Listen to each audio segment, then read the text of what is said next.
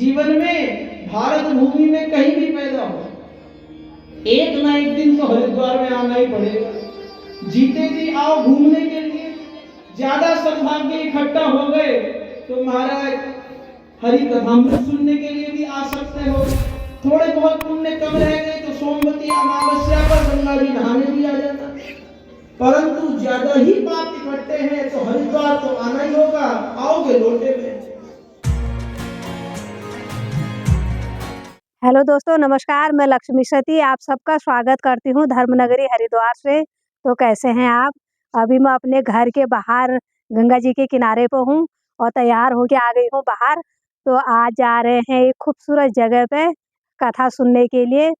और जो व्यास महाराज जी हैं, कथाकार जो हैं, वो छोटे से हैं, बाल व्यास।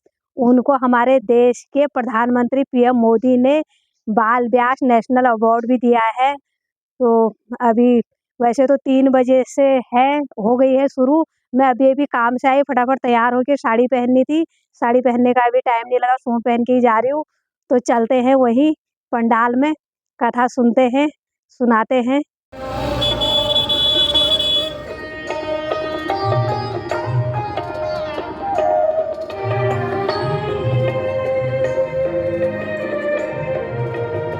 कथा पंडाल में पहुंच गए हैं, कथा शुरू हो गई है। तो चलते हैं। सब साड़ी पहन के आए, मैं सूट पहन के आई। अजीब सा लग रहा है अब।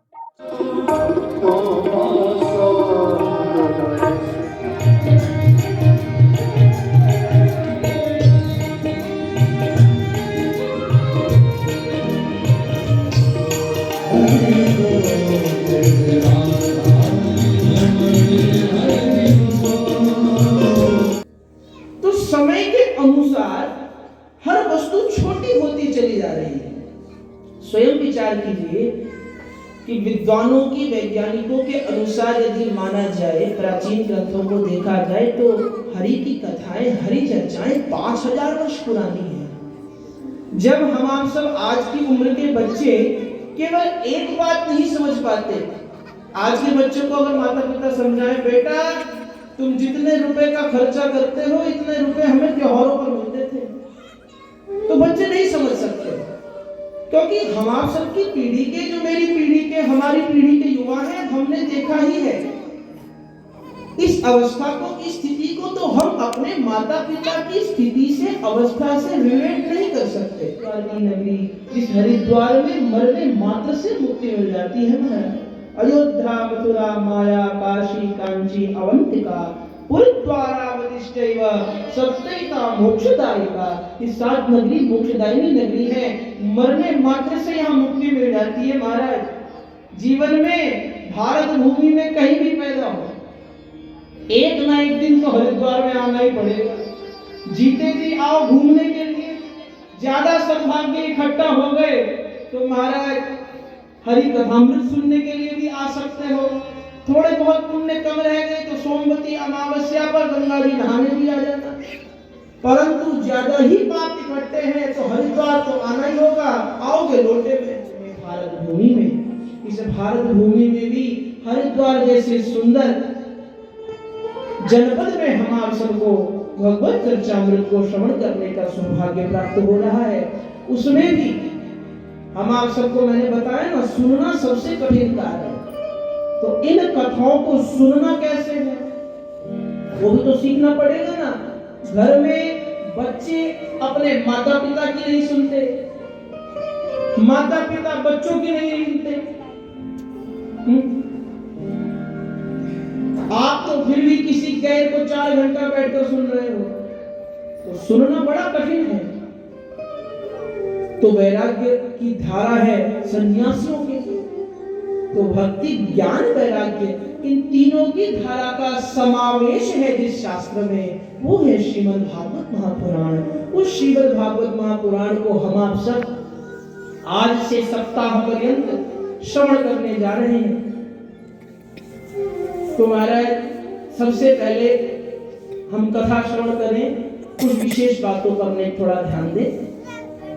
पहली बात, प्रायः जब आप सबने कथा का निमंत्रण पत्र, बड़े बड़े बैनर लगे हैं महाराज देखा हो, तो आप लोगों के मन में एक विचार अवश्य आया होगा महाराज, ये कथा तो 8 दिन चल रही है, प्राय सभी लोग तो 7 ही दिन कथा करते हैं, ये 8 दिन कथा काहे हो रही है महाराज?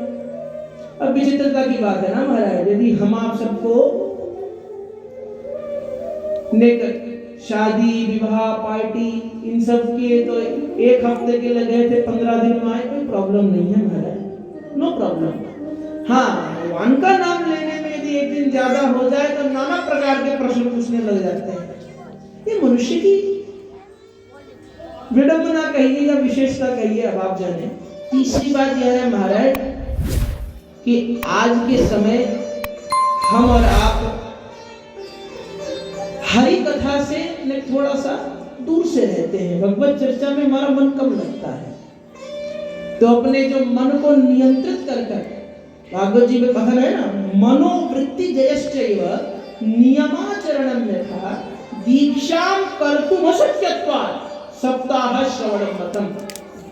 देखिए, पहले प्रश्न होता था महाराज 7 ही दिन कथा क्यों होती है, नहीं 1-2 महीने की कथा हो तो आनंद आ जाए। आज प्रश्न होता है कि 8वें दिन भी काहे कर रहे, तो 7 दिन कथा क्यों होती है? इस प्रश्न का समाधान वैसे तो विशेषता हम अभी आप सब चर्चा करेंगे ही, परंतु इस प्रश्न का समाधान यह है कि कथा श्रवण करने हेतु 7 दिन तक मनोवृत्ति जैसे अपने मन में उत्पन्न हो रही विशेष प्रकार की नाना प्रकार की इच्छाएं, भोग विलास करने की इच्छाएं, हर प्रकार से अपने मन को जीतकर 7 दिन तक बैठकर भी यदि हम प्रेम पूर्वक हरि कथा श्रवण कर ले तो भी हमारा कल्याण हो जाएगा। बाकी तो बात छोड़ो, उसको प्राप्त करने के लिए दर दर की ठोकर खानी पड़ती है, उसके पश्चात भी मिलेगा या नहीं मिलेगा पक्का नहीं होता। यदि ऐसी वस्तु, ऐसा व्यक्ति, ऐसा ज्ञान हमें प्राप्त हो जाए तो उसका महत्व हमें समझ में आता है। सरलतया जो वस्तु प्राप्त हो जाए उसके महत्व को हम और आप सब नहीं समझ सकते।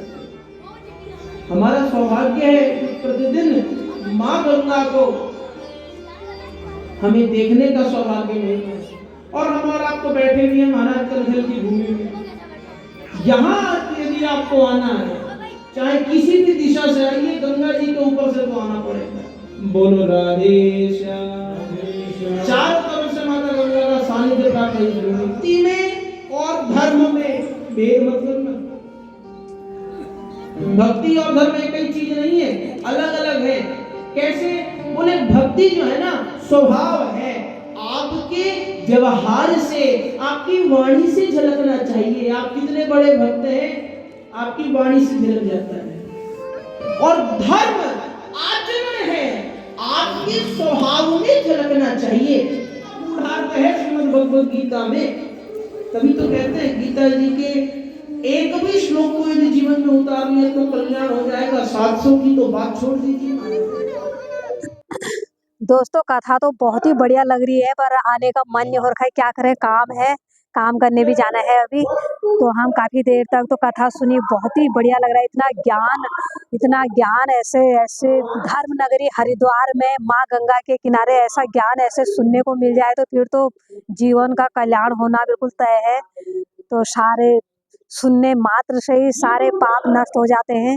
तो ये एक बढ़िया फार्म हाउस है, वो फार्म हाउस की सुंदरता देखिए जरा आप। तो इतने छोटे से बच्चे में इतना ज्ञान सुन के तो बिल्कुल इतना अच्छा लग रहा है। धन्य है वो माँ की कोख, जिस माँ ने ऐसे बेटे को जन्म दिया है, वो भी ऐसे धर्म नगरी हरिद्वार जैसे गंगा तट पे ऐसे भागवत कथा कर रहे हैं। इतना ज्ञान, वरना आजकल के जमाने में तो सब मतलबी सेल्फिश हो रहे हैं, लेकिन ऐसे ज्ञानमय ये गंगा जो बह रही है, मैं तो सुनने में तो इमोशनल जैसा भी हो रहा है थोड़ा थोड़ा। तो कथा तो चल ही रखी है, कथा तो 7 बजे तक चलेगी शाम को। तो अब हम तो जा रहे हैं घर को, मैंने भी काम करने भी जाना है। मैं आधा काम छोड़ के बीच में से आई थी कथा सुनने के लिए। तो आपको ये वीडियो कैसी लगी? अगर कोई भी श्रद्धालु बाहर से सुन रहा है तो आ सकते हैं। ये कनखल में है, ये कथा कनखल में हो रही है, जहाँ पे माँ सती का मैका है, महादेव का ससुराल है। वही कनखल से थोड़ा सा दूरी में ये गौतम फार्म हाउस में हो रही है। तो आप आ सकते हैं यहाँ पे। आज से शुरू हो रही है कथा, 9 दिन की है। तो इस वीडियो को रखती हूँ यहीं पे। वीडियो अच्छी लगे तो लाइक करना, कमेंट करना, शेयर करना। चैनल पर नए जुड़े हैं तो सब्सक्राइब जरूर कर देना। मैं लक्ष्मी सती फिर मिलती हूँ ऐसी एक नई वीडियो के साथ। तब तक के लिए हर हर यद्यपि बहुनाधि से तथा तात्पर्य यह है